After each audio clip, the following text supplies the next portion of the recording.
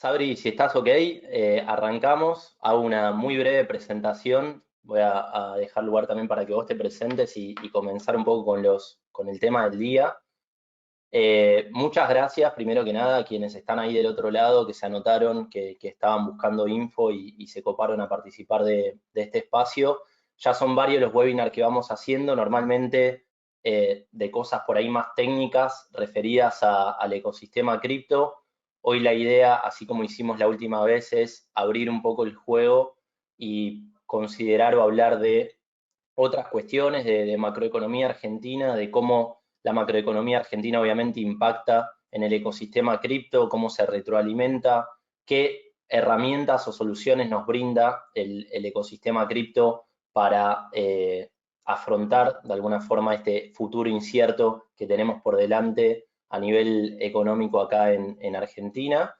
Eh, Me presento muy rápido para quienes son nuevos o no participaron de otros webinars que hicimos en el pasado. Yo soy Ignacio Indaburu, economista, jefe de operaciones de Satoshi Tango, y me acompaña esta vez por primera vez, y esperemos que sean muchas más, Sabrina Dervich, también economista, asesora de la empresa. Ella tiene muchísima experiencia en lo que es el mercado de capitales, de finanzas más tradicionales, vamos a decir, y nos va a estar aportando un montón de información quizá desde esa óptica. Así que bueno, bienvenida Sabri, ¿cómo estás? Gracias, Nacho. Muy bien, por suerte. Muy contenta de estar acá y sí, ojalá sea el primero de muchos. No sé si hay algo más, perdón, de la presentación que vos quieras aportar o agregar de tu experiencia, como para que quien está del otro lado conozca un poco desde dónde estamos hablando, ¿no? Que cada uno por ahí está sesgado, no lo digo de mala manera, sino todo lo contrario, desde su propia experiencia, formación y demás. Sí, obvio, yo hace más de 10 años me dedico a estar en finanzas tradicionales, pasé por varios sectores, tanto en el mercado local como internacional. Y bueno, me parece que como estuvimos hablando hace un tiempo, creo que hay mucha complementariedad, sobre todo en estos contextos de tanta volatilidad entre el mercado cripto, el mercado tradicional y todas las alternativas que podamos tener como inversores o como personas interactuando en este mundo tan volátil. Así que la idea es como poder dar visiones que se complementen y que puedan ayudar a que las decisiones que tomen todos los que nos están escuchando sean de lo mejor posible. 100%, sí, la idea como siempre es dar información, analizar un poco, en este caso, la coyuntura, ver qué herramientas existen como para entender dónde estamos parados y en función de eso que cada uno de ustedes que está acá escuchando pueda averiguar más cosas por su cuenta, preguntarnos y obviamente estar lo más informado posible para las decisiones financieras, económicas que decidan realizar.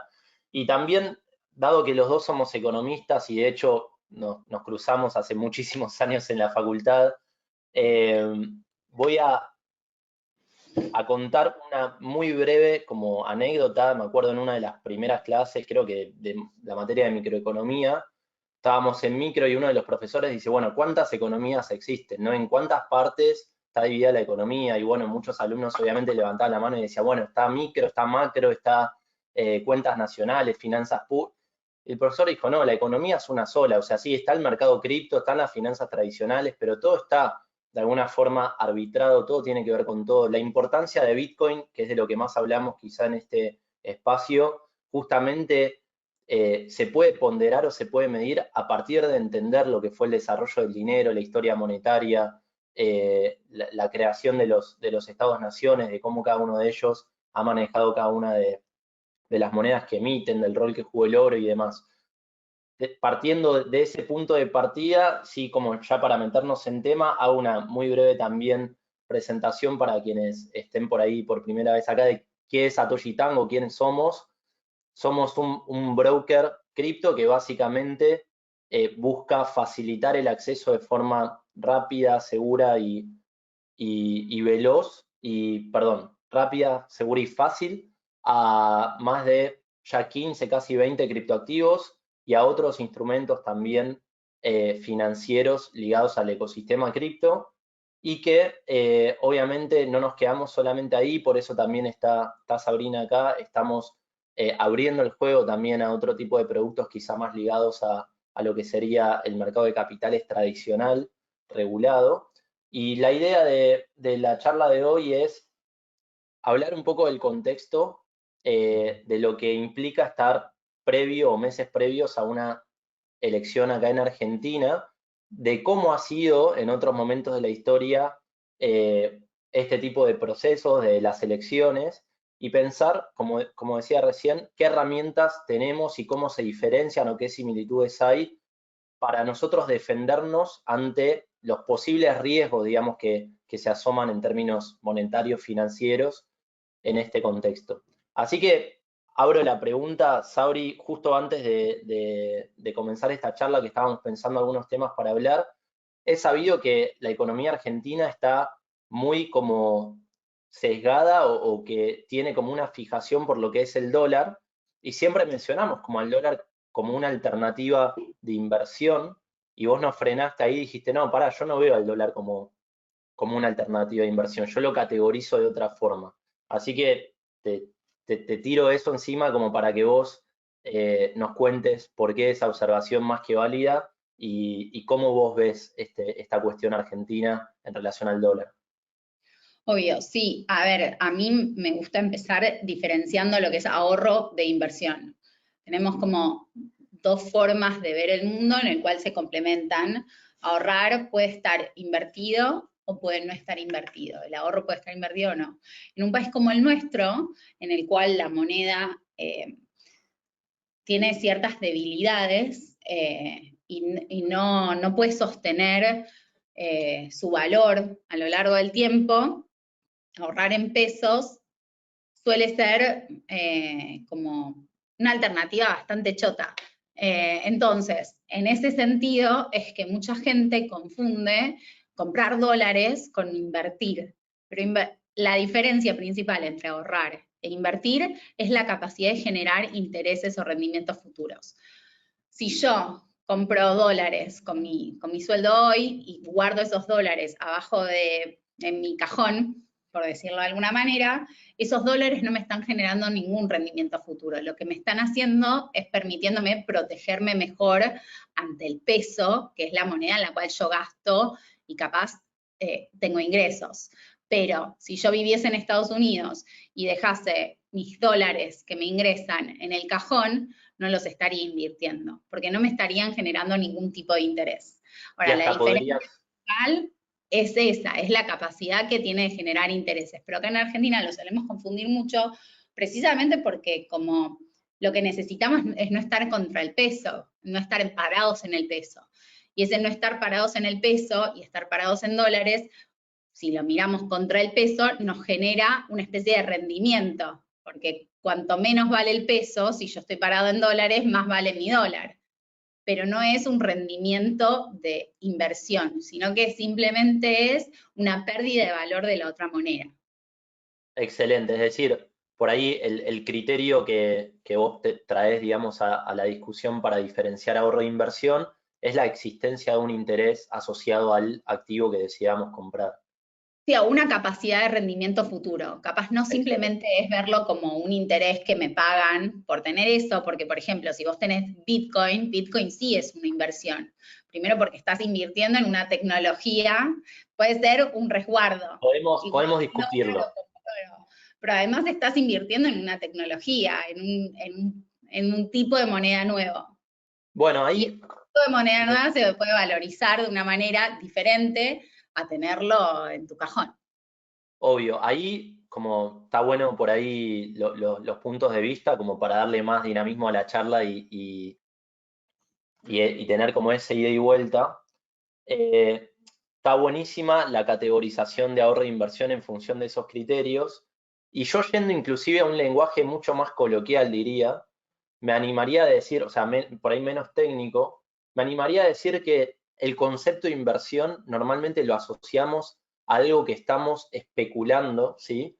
Con alguna variación futura de menor o mayor plazo en el tiempo, donde estamos buscando una ganancia, es decir, uno, por ejemplo, compra una cosa esperando venderla en 2 semanas porque pensamos que va a subir su precio, una acción, por ejemplo, y a través de eso, obviamente, obtener una ganancia. Sin embargo, en el caso del ahorro, lo pensamos diferente. Es decir, uno en Argentina cuando compra dólares, no es que está especulando a decir, bueno, si la semana que viene sube 50 pesos, voy a salir a venderlo. No, es como, es algo que uno tiene donde decide preservar su valor, ¿sí? Su riqueza, su patrimonio a lo largo del tiempo y en todo caso, sí, obviamente a medida que necesite usarlo, ir utilizándolo, pero no está esa especulación de decir, bueno, compro hoy para vender mañana. Obviamente hay gente, traders, que pueden estar haciéndolo de esa forma, pero en el común colectivo entiendo que está la palabra inversión asociada a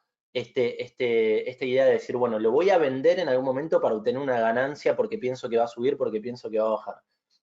Y ahí es donde Sí, me meto y digo, necesariamente. Pensá que, por ejemplo, si vos tenés, en muchos países, tenés la posibilidad de que tu caja de ahorro tenga un rendimiento, o sea, como una caja de ahorro remunerada, una cuenta remunerada. Entonces vos tenés, por ejemplo, pongamos el ejemplo de Mercado Pago. Mercado Pago es como si fuese una caja de ahorro remunerada. Vos podés tener la plata ahí y tener la posibilidad de invertirlo y que te genere intereses. Esos intereses no estás especulando en qué pasa con Mercado Libre, no tenés acciones en Mercado Libre, simplemente te está generando intereses sobre el dinero que tenés ahí parado. Entonces, siempre que lo pensemos, las inversiones pueden tener ese doble sentido, puede tener un sentido especulativo en el cual yo compro esto pensando que esto va a valer más en el futuro para poder revenderlo y hacerme de esa ganancia, o simplemente estoy invirtiendo en un activo que pienso que me va a ayudar a que mi dinero pueda sostener cierto valor. O sea, excelente, no siempre excelente. estamos hablando de comprar y vender. También estamos pensando en el largo plazo. No sé, me compro un terreno. El terreno me lo compro ahora porque pienso que está barato, pero en un futuro me quiero construir mi casa ahí. Eso también es una inversión. Obvio, obvio. Me gusta a veces cuando voy a secundarios hablar en inversión en un sentido súper amplio, de, por ejemplo, si yo invertir en educación financiera es una inversión per se. Invertir en educación es una inversión, porque yo, si bien no estoy especulando en vender mi conocimiento en el futuro, pero sí estoy como siendo consciente que esa inversión que estoy haciendo hoy en educación va a tener un valor mayor en el futuro. Excelente, excelente bueno, la diferenciación que surgió un poco a raíz de los temas que pensábamos hablar hoy. También podemos pensar en, como para seguir arrojando conceptos y después que cada quien pueda investigar un poco más, la diferencia entre lo que es vamos a ponerlo entre comillas, un bien real versus un activo real versus un activo financiero. El activo financiero, como puede ser una deuda que uno adquiere, un bono, un plazo fijo y demás, son activos que representan el pasivo para otra persona, ¿sí? Es decir, mi activo es el pasivo de otro, que obviamente eso tiene un interés, tiene riesgos asociados y demás. Mientras que un activo real, como puede ser el dólar norteamericano o, por ejemplo, Bitcoin, no representa el pasivo de nadie. Es decir, el Bitcoin que yo atesoro, que tengo en Satoshi Tango o en mi wallet de custodia privada individual, no representa la deuda de nadie. Y todas estas cosas son, que parecen medio teóricas, terminan obviamente impactando en la decisión que tomemos a la hora de resguardarnos de la inflación, de asumir riesgos, de pensar en el corto, mediano, largo plazo. Así que hechas estas como aclaraciones, vos también cuando pensábamos un poco las temáticas de la charla, que hiciste esta diferenciación de que el dólar no lo ves tanto como una inversión, sino más un ahorro, pasa que inclusive vos mencionabas lo que ocurre en Estados Unidos, de que si guardás dólares en el colchón no es una inversión, y puede ser un ahorro, pero inclusive hasta puede ser un desahorro si pensamos en la inflación que existe en Estados Unidos. Pasa que acá en Argentina tenemos un parámetro de comparación que es el peso argentino, que está ya tan sesgado que inclusive este mecanismo, digamos, de desahorro para otros países acá parece ser como la solución definitiva. Sí. Y comentabas también el tema de la historia, por ejemplo, de diferentes instrumentos que existen asociados a las maneras que hay para acceder a los dólares hoy en Argentina ante un contexto de control cambiario y demás. ¿Querés como ahondar un poco en eso? Sí, obvio. Bueno, yo estoy hace varios años en esto. Por eso. Entonces, bueno, vivimos situaciones que se van repitiendo un poco a lo largo de la historia argentina. O sea, creo que Nacho, nosotros cuando hicimos la carrera, cuando teníamos historia, yo tuve un profesor de historia argentina que era como cada 2 clases había hiperinflación. Como la inflación y la devaluación son dos fantasmas que tenemos que son fantasmas que no nos los podemos sacar hace muchos, muchos años. Y esos fantasmas, bueno, nos llevan a que uno tenga que tener ciertas como soluciones a mano. Cuando el Banco Central no tiene dólares, pero la gente demanda dólares, ¿de qué otra manera los puede conseguir? Y así es como también se van complementando los mercados. Así es como surge el dólar cripto y así fue como surgió el dólar MEP o el contado con liquidación, que yo desde 2014 lo vengo operando, que fue las primeras restricciones que tuvimos sobre el mercado de capitales.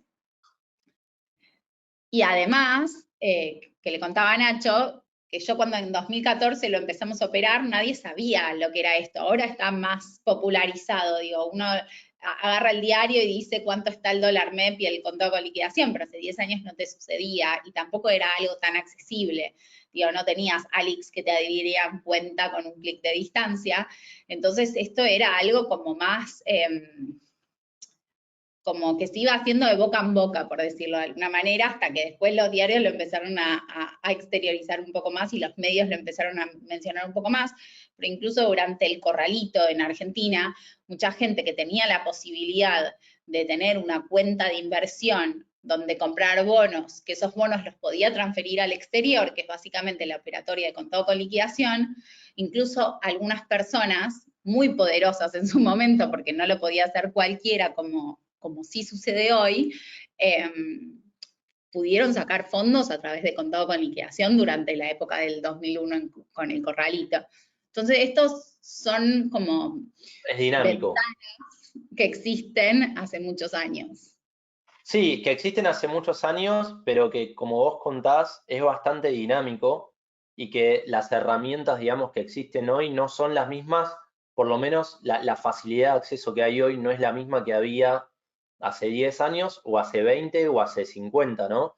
En Total. Argentina, obviamente, tenemos una imposición de utilizar el peso argentino para un montón de cuestiones, sea pago de impuestos, firma de contratos y otros instrumentos, cuestiones más, digamos, que existen en la economía. Y al haber un control de capitales, quedamos como bastante, de alguna forma, vulnerables o quedábamos muy vulnerables a una depreciación o devaluación del peso, que también aprovecho como para hacer una diferenciación, sobre todo por lo que se va mencionando acá en las diapositivas, la diferencia entre devaluación y depreciación, que son dos conceptos que muchas veces se utilizan como sinónimos. Una devaluación es un salto deliberado, digamos, establecido ante un contexto de control cambiario por parte del gobierno que fija el tipo de cambio a través de operaciones eh, de mercado abierto, digamos, operaciones de compraventa de dólares y demás, mientras que la depreciación es simplemente la variación, digamos, normal que tiene cualquier activo que por cuestiones, digamos, de oferta y demanda va fluctuando su precio y puede ir depreciándose, es decir, perdiendo poder adquisitivo contra otra moneda.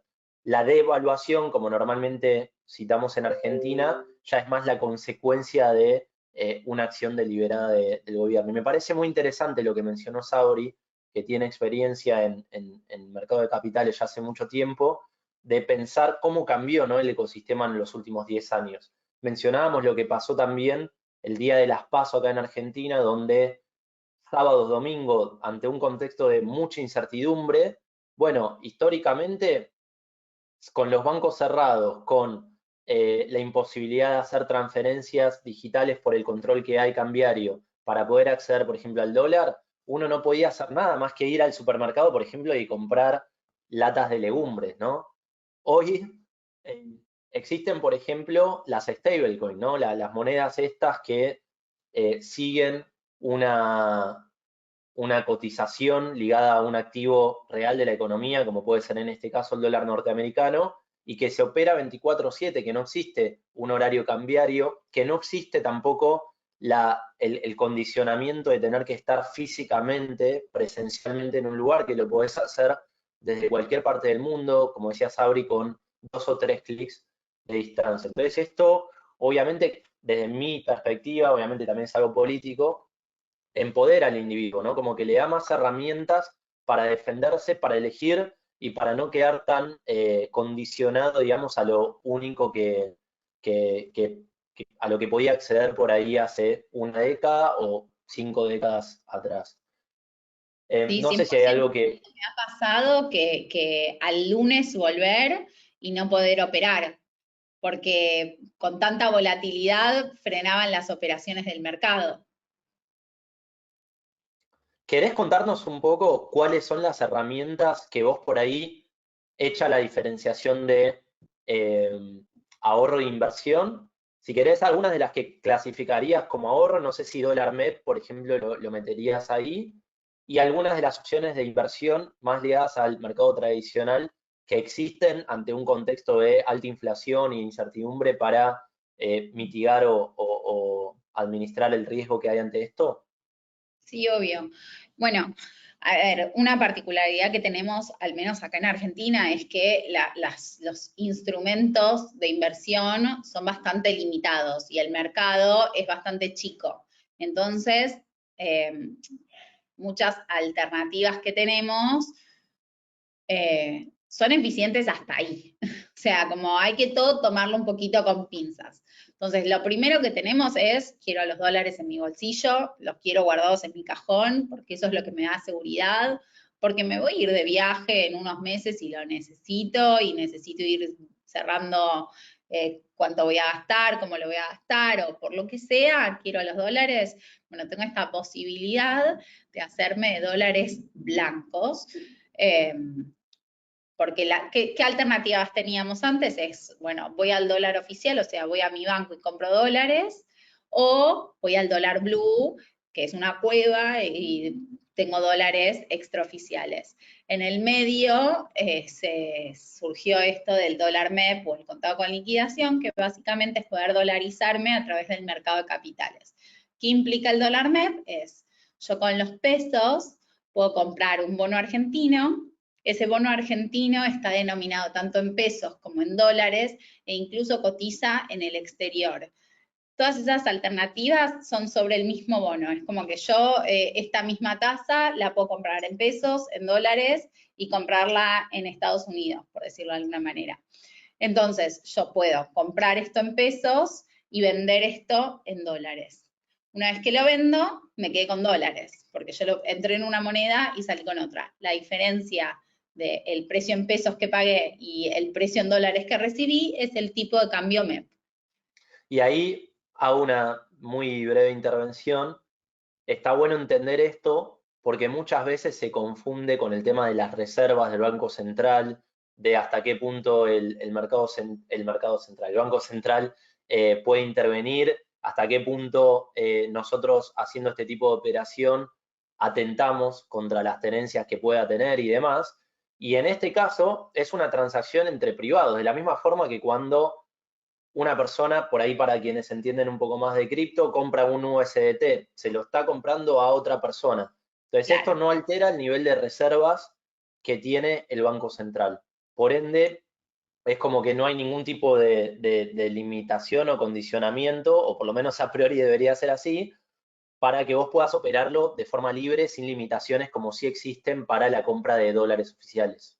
Claro, lo que en realidad pasa, y por eso existen limitaciones ante este mercado también, es que como el precio o el tipo de cambio oficial no es real respecto a la economía, te termina marcando la economía real este precio y no el otro.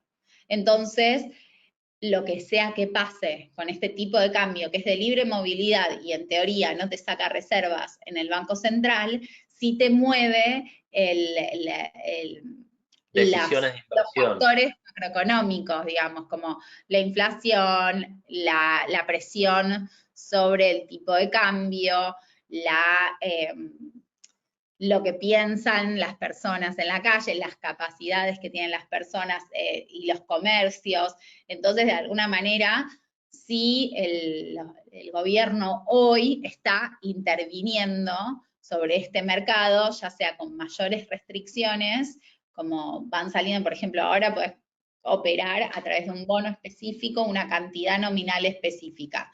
Bueno, esas restricciones se van haciendo para que de alguna manera esto no se vaya al infinito, como todavía hay bastantes restricciones porque las variables económicas de todas maneras se mueven a través de este tipo de cambio que es libre y que es de alguna manera el más real.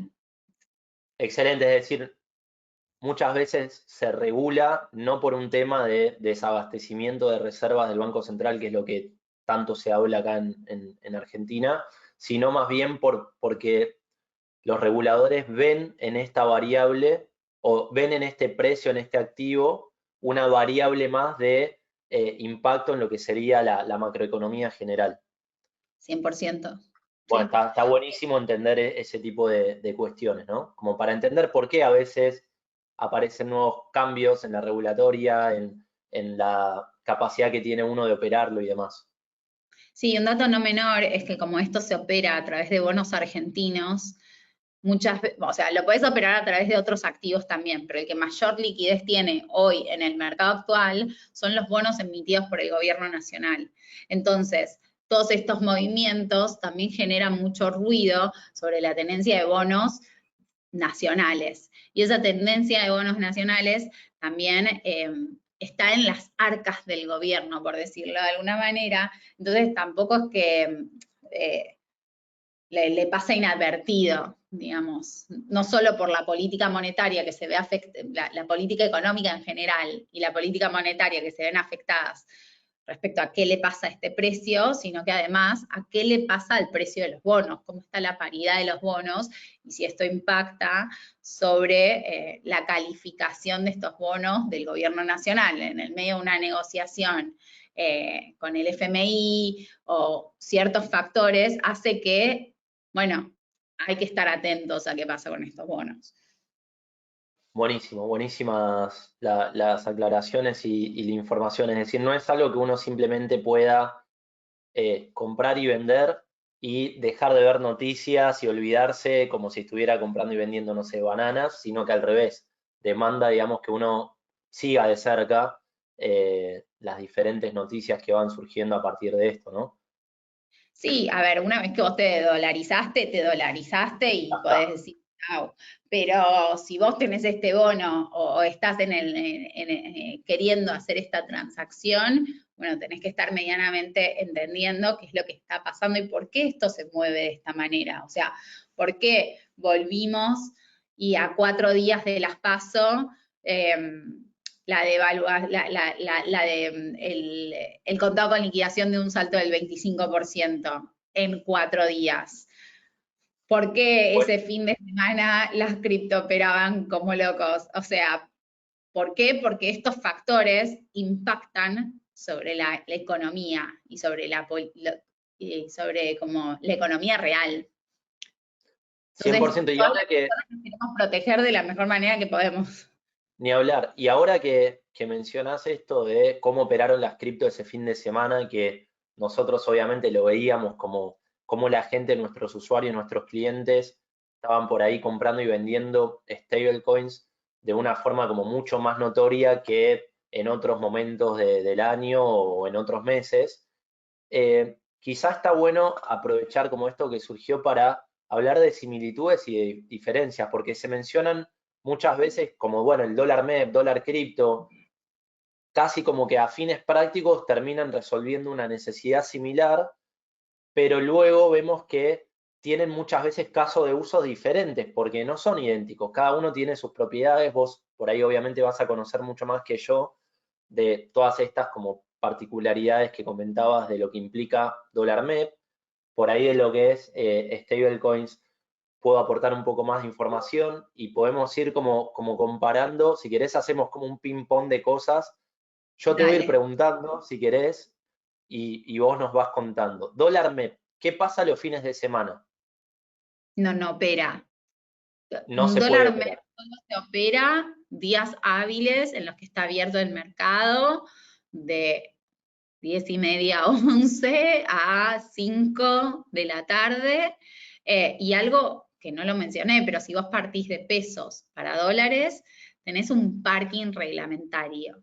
¿Qué implica el parking reglamentario? Quiere decir que yo el día que tengo los pesos, compro este bono que les contaba y ese bono, antes de poder venderlo, tienen que pasar 24 horas. O sea, yo hoy de 11 a 5 tengo pesos, los transferí a mi cuenta comitente, compré el bono y una vez que recién mañana pasaron estas 24 horas o durmió, o sea, en el back office a veces se dice como que los bonos tienen que dormir en la cuenta. Duermen los bonos en la cuenta y al día siguiente los puedo vender. Por Es ejemplo, como un auto, que lo dejás ahí, recién al día siguiente lo podés ir a buscar. y al día siguiente puedo venderlos y sé qué tipo de cambio me queda, ¿no? Porque estoy como abierta, por decirlo de alguna manera, antes de poder cerrar el tipo de cambio. Entonces quedo abierta por una noche hasta saber el tipo de cambio. Por ejemplo, nosotros, yo no suelo iniciar ningún tipo de parking un viernes. O sea, no, en el mercado solemos decir que idealmente no te quedes abierto o no duermas con los bonos durante el fin de semana, porque en los últimos años el Banco Central y la Comisión Nacional de Valores, que son los entes reguladores, metieron restricciones durante el fin de O semana feriado, que ¿no? Que muchas veces, estaban, claro, entonces claro, quedar abierto. feriado. Claro, no puedes hacer nada. Claro. Bueno, a ver, esa primera pregunta, yo voy como anotando, viste, palitos para pros y contras, me la llevo para el lado de cripto, fue medio malintencionada a Porque esta es toda propósito. tuya. Pero ahora te voy con otra pregunta a favor, obviamente, de lo que implica la operación con dólar MEP, por nombrar simplemente un instrumento y después, si querés, nos podés mencionar otros.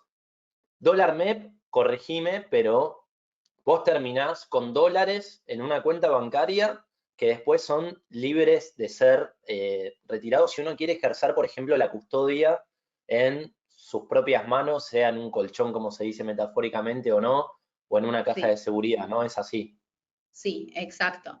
Exacto. Es Incluso decir, puedes pagar gastos con la tarjeta de crédito con esos dólares. O sea, algo es que decir, también a veces está bueno. Yo sé que me voy a ir de viaje y que voy a gastar con dólares, entonces yo ya me bloqueo el tipo de cambio, me quedo con estos dólares en mi caja de ahorro y cuando tengo que pagar el viaje lo puedo pagar con estos dólares. bueno, ahí cambio un poco la ecuación, o por lo menos un punto para lo que implica dólar MEP, en términos de que el bien final al cual terminamos accediendo a través de esta operación de mercado son dólares que ahí obviamente también quedan dos puertas abiertas, la de decir, lo dejo en el banco, con lo que eso implica en términos de categoría de dinero, de, bueno, saber que hay una contraparte, que hay un banco que está ejerciendo la custodia, que hay un determinado encaje fraccionario que hoy no es el mismo que existía cuando fue el corralito en Argentina, pero todos tuvimos una mala experiencia con lo que implica dejar dólares en el banco y demás, mientras que en el caso de, por ejemplo, USDT, USDC, DAI o diferentes stablecoin que hay, el bien final al que accedemos, que terminemos custodiando nosotros o dejamos en un exchange, no es un dólar físico, obviamente uno lo puede vender por un dólar físico, pero el bien en sí mismo no es un dólar físico, sino que es un activo emitido por una empresa que en teoría va a seguir la cotización del dólar. Pero como también bien sabemos, eso no es algo absoluto estático, es algo que implica, digamos, uno de los riesgos que que hay que considerar a la hora de atesorar y tener por un periodo de tiempo que cada uno puede pensar, USDT, por ejemplo. Es decir, si alguien está pensando en atesorar USDT por un horizonte temporal largo, por mucho tiempo, bueno, esto es algo muy importante, pensar, che, quizá USDT, USDC el día de mañana puede perder la paridad. Lo que estoy seguro es que un dólar en una caja de seguridad o en mi casa o donde sea, no va a perder la paridad con nada porque no representa ningún otro activo, es un bien final en sí mismo. Entonces ahí hay otra consideración. Ahora, para anotar de nuevo un punto a favor de cripto y seguir con este ida y vuelta, ¿qué pasa con la capacidad de la transportabilidad, por así decir, de este tipo de activos? Es decir, si vos tenés un dólar hoy en el banco o en tu casa y se lo querés mandar, por ejemplo, a un familiar que está en el extranjero, ahí ya, no sé si tenés algo medio pensado o no, pero ¿qué opciones ves? No, el mercado hoy está súper restringido precisamente porque estos dólares, una vez que están en tu banco, sí pasan a depender del Banco Central y de las arcas del Banco Central. Entonces, el Banco Central hoy tiene muy restringidas las transferencias al exterior de dólares.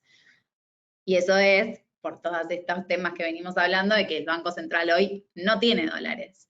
Entonces, si vos querés mandarle, no sé, hiciste dólar MEP y le querés mandar $200 a tu primo que está en otro país, no lo vas a poder hacer a través de tu banco. Y hacer el contado con liquidación, que es la contrapartida del MEP, que me permite tener los dólares en el exterior, me obliga a tener una cuenta bancaria en el exterior. Entonces, ¿tengo una posibilidad de hacerlo? Sí, pero necesito sí o sí tener una cuenta bancaria en el exterior. Y en eso cripto se gana todas las batallas, que es la libre movilidad de los activos a lo largo del mundo. O sea, ahí creo que es uno de los puntos que viene a resolver más fuertes que hoy falla en la economía global, porque esto nos pasa acá en Argentina, pero pasa medio en todo el mundo, porque los costos y las posibilidades de mover el dinero son complejas en el mercado tradicional. Sí, sobre todo, bueno, la globalización es un fenómeno que no necesita explicación, la gente se mueve, ¿no? Todos tenemos algún amigo, algún familiar que por ahí o vino de Venezuela o está en Europa o está en Estados, donde sea, y la verdad es que ver este fenómeno a mí me sigue sorprendiendo después de tantos años de, no sé, mi hermana está viviendo en el extranjero. Me manda un mensaje un domingo a las 3 de la tarde, me dice, che, necesito, ¿me podés mandar algo de plata? Que me quedé sin guita y necesito hacer las compras o pagar el alquiler o lo que fuera. Yo puedo en 5 segundos mandarle USDT, por ejemplo, ella lo recibe en la otra punta del planeta y puede utilizarlo. Desde ese punto de vista, casi como si estuviéramos hablando de efectivo, es decir, replica la idea del efectivo donde yo me puedo acercar con un familiar y darle una bolsa de billete de pesos argentinos, pero llevando esa lógica al mundo digital. Por eso, en un gran sentido, es un fenómeno bastante disruptivo en cuanto a lo que es el dinero. Pero a su vez también, la idea de esta charla no es masacrar el mundo tradicional y agrandar el mundo cripto, sino considerar bien todos los riesgos que existen. Con las stablecoin, a diferencia de lo que permite el dólar MEP de decir, bueno, yo termino con dólares en mi casa si quiero, con las stablecoin como activo en sí mismo, a menos que uno decida venderlo, estamos expuestos también a montones de riesgos, sea riesgo de custodia, por ejemplo, si decidimos mantenerlo en un exchange, como tantos que existen en el mercado, incluido Satoshi Tango. Siempre recomendamos a la gente aprender lo que implica la autocustodia, no delegar la custodia de los fondos en un tercero, como puede ser un broker o un exchange. Estamos expuestos también a la empresa, a riesgo de contraparte, que es la empresa que emite este activo, que tiene una promesa de mantener la paridad, pero el día de mañana puede no cumplirla. Estamos expuestos también a riesgos en relación a dónde esa empresa mantiene la custodia del colateral, o sea, no ya desde una acción deliberada de Tether, que es quien emite USDT, de romper la paridad, sino, por ejemplo, de lo que pasó con USDC, de que ellos, dentro de, entre comillas, estaban haciendo todo bien, pero el banco donde tenían custodiados los dólares o los activos que respaldaban la emisión, tuvo una corrida bancaria, es decir, hay riesgos de jurisprudencia regulatoria, hay montones de cuestiones a considerar. Por eso siempre está bueno entender todas esas como características para decidir en función de el caso de uso que uno le quiera dar, el activo que va a utilizar. Por ejemplo, para esto, decir, che, quiero mandar fondos al extranjero, bueno, ahí sí, USDT, por ejemplo, puede llegar a ser una herramienta muy, muy buena. Para otras cuestiones quizá aplica o es más conveniente dólar MEP u otros instrumentos que puedan existir. Sí, o también pensarlo de la siguiente manera, o sea, yo soy economista, tengo máster en finanzas y tengo 10 años en esto, y pienso, la palabra que más me gusta en el universo es diversificación, o sea, bien nerd Bien. lo mío, pero si yo pienso en qué palabra tiene que estar en cualquier conversación de este estilo, es diversificarse. Por eso creo que la charla tiene mucho sentido en esta complementariedad, en que no es River o Boca, sino es, me gusta el fútbol, o sea, y voy a ir a ver todos los partidos. Entonces, como de qué manera cada posibilidad se complementa con la otra. Bueno, tengo que mandar fondos al exterior, cripto es mi opción. ¿Me quiero dolarizar porque no confío en el peso? Bueno, capaz dólar MEP y tengo dólares blancos, porque si el día de mañana quiero cambiar el auto, quiero lo que sea, necesito tener esa posición blanca.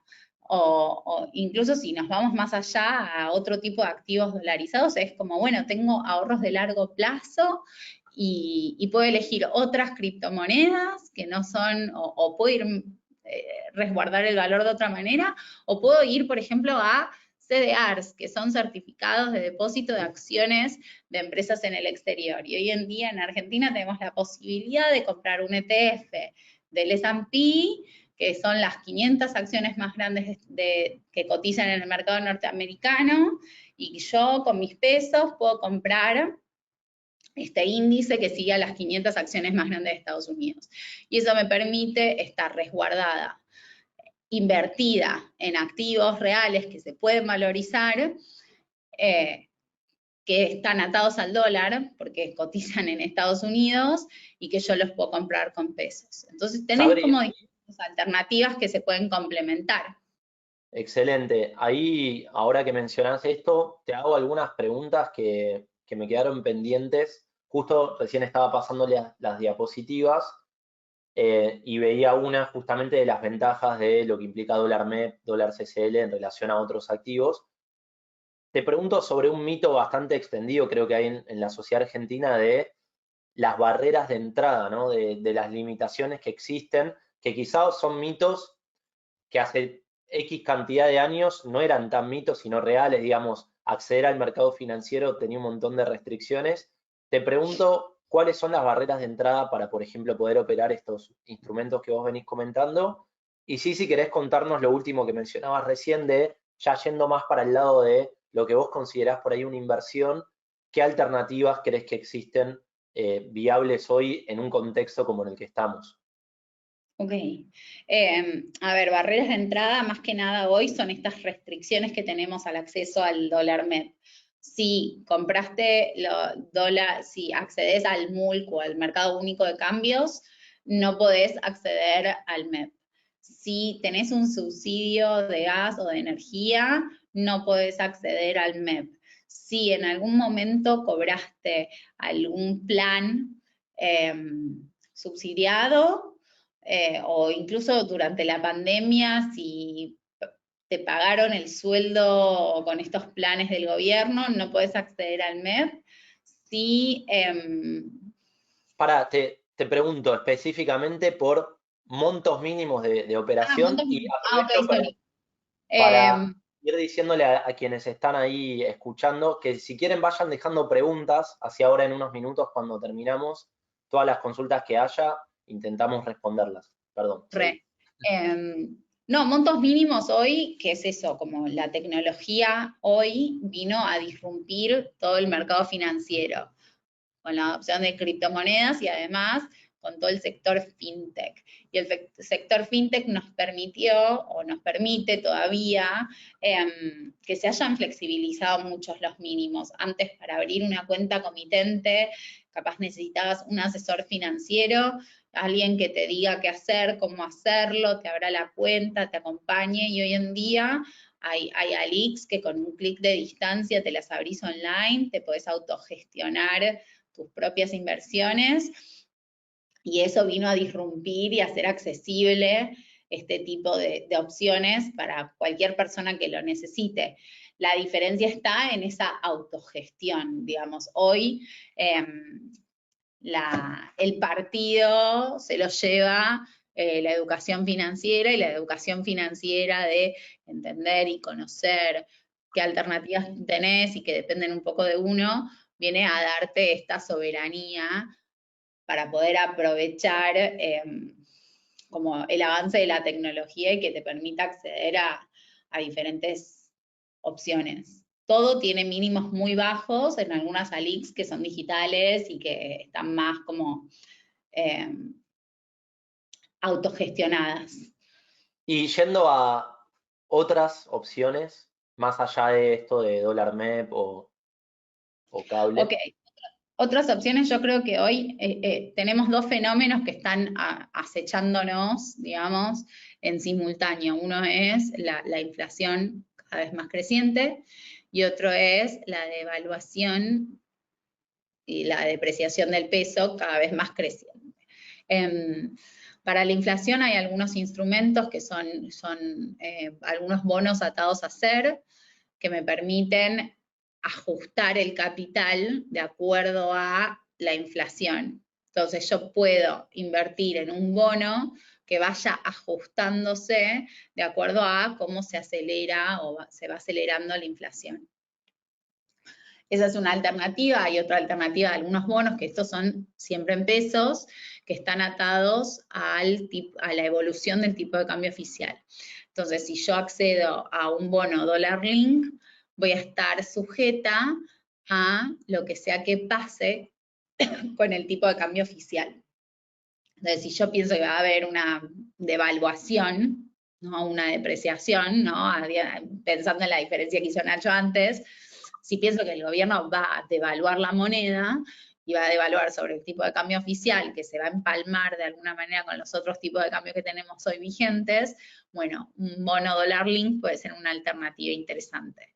Después están algunas alternativas que son específicamente dolarizadas, o sea, los certificados de depósito de acciones del exterior. Por ejemplo, si yo me quiero comprar acciones, no sé, de Apple, Apple no cotiza en Argentina, Apple cotiza en Estados Unidos. Entonces yo desde acá con pesos puedo comprar un certificado de depósito de acciones de Apple, o sea, tengo acciones de Apple en el exterior y las compro con pesos, y eso me permite estar atándome a un activo dolarizado que va a tener su riesgo subyacente, ¿no? O sea, yo voy a acceder a riesgo Apple, pero bueno, por lo menos no voy a estar accediendo a riesgo argentino. Y ahí sí hay, ¿no? Más una barrera de entrada un poco más pronunciada, ¿o no? No, la verdad es que hoy solo algunas pocas acciones quedaron como con mínimos muy altos.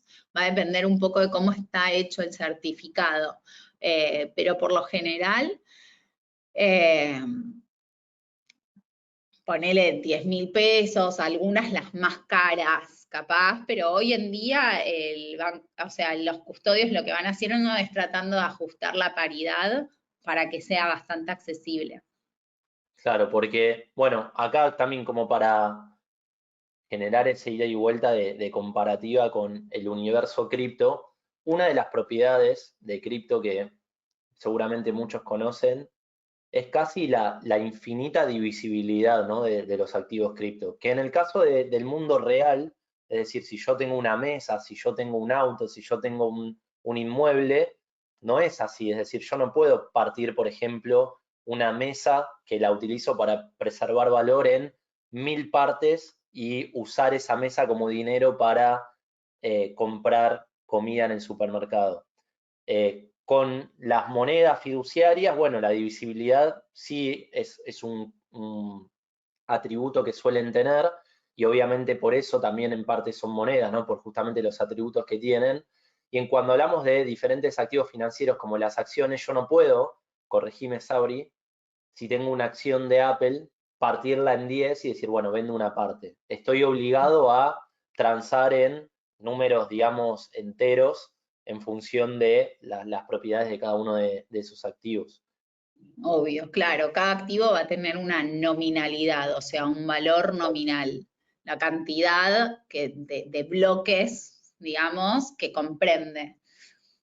Y de ahí un poco también, como para nexear esto con otros webinars que hicimos de lo que implica el dinero, de Bitcoin y demás, ¿por qué algunos activos son más propensos a ser monetizados, es decir, a ser utilizados como dinero a lo largo de la historia? Bueno, es en relación justamente a este tipo de propiedades.